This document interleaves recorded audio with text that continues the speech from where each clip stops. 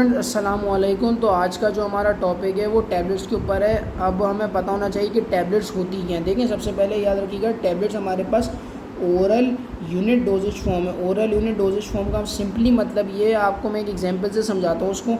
आपने for example एक Panadol ली, उसकी एक स्ट्रिप ले ली। अच्छा, पैनाडोल की जो पैकेजिंग है, इस टाइप की जितनी भी पैकेजिंग है, इसको हम कहते हैं ब्लिस्टर पैकिंग। ये हमें याद रखना है, ये चीज़ें हमें पता होनी चाहिए। ये ब्लिस्टर पैकिंग कहलाती है। अब उस ब्लिस्टर पैकिंग में पैनाडोल की एक स्ट्रिप के अंदर टोटल हैं 10 टैबलेट्स। तो हमने सिंपली क्या किया, एक टैबलेट को बाहर कट आउट करके निकाला या एक्सट्रैक्ट किया उसको, तो सिंपली हम इसको कहेंगे 1 यूनिट हो गया, क्योंकि हमने एक टैबलेट निकाली ना, तो इसको हम सिंपली कहेंगे ये हमारे पास 1 यूनिट हो गया। तो ये कहलाती है ओरल यूनिट डोजेज फॉर्म। अब हमारे पास फार्मेसी में और फार्मास्यूटिकल इंडस्ट्री के अंदर डिफरेंट टाइप्स ऑफ टैबलेट्स बनती हैं जो कि फार्मास्यूटिकली यूज़ की जाती हैं।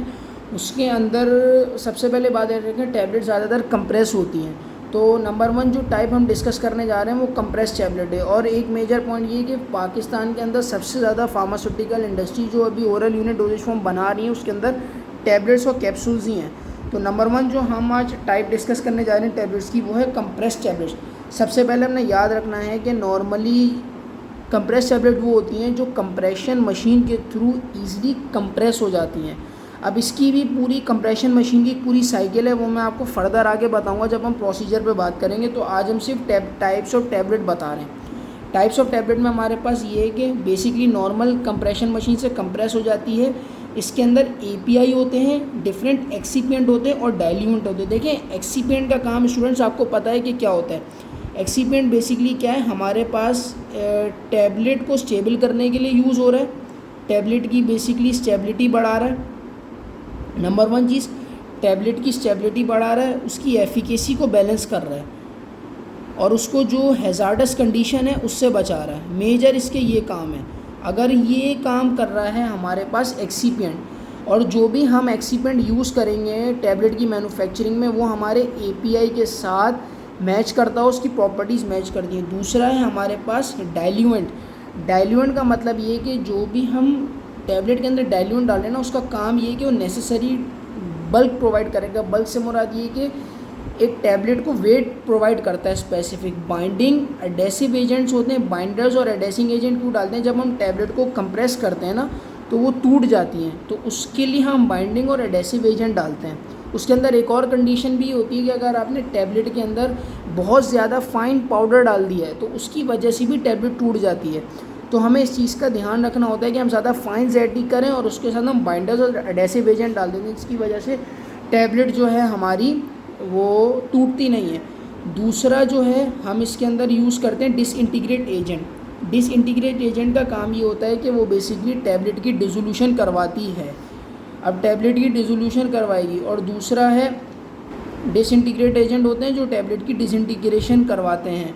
और दूसरा जो है हमारे पास वो है एंटी एडेरिंग और ग्लाइडिंग एजेंट, ग्लाइडेंट। ये दो जो मेजर पॉइंट है ना, ये आपको याद रखने हैं। सबसे पहले अच्छी टैबलेट बनने की कंडीशन होती है हमारे पास, जिसको हम कहते हैं उसके अंदर हमारे पास ग्लाइडेंट होना लाजमी। ग्लाइडेंट क्या है कि हमारा जो पाउडर हमने यूज़ किया है टैबलेट के अंदर, उसका वो फ़्लो बढ़ा देता है। जब फ्लो बढ़ जाता है तो टैबलेट हमारे पास एक स्टेबल टैबलेट बनती है। और उसके बाद है एडहेरेंट। एडहेरेंट मतलब जो जितने भी हमारे फार्मास्यूटिकल एपीआईज़ हैं, एक्टिव फार्मास्यूटिकल इंग्रेडिएंट और एक्सीपिएंट, उसको ये एडहेर करके रखेगा, एक जगह कंबाइन करके रखेगा।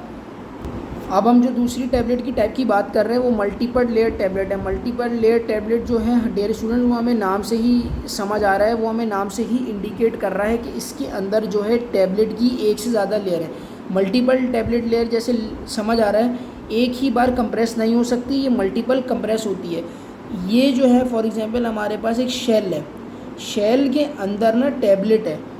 अब उसके अंदर जो है एक लेयर है, फिर उसके अंदर 2 लेयर है। इसके अंदर लेयर ज़्यादा होती है, इसके अंदर 2 लेयर्स होती हैं, जिसकी वजह से इसको हम मल्टीपल कंप्रेस टैबलेट कहते हैं।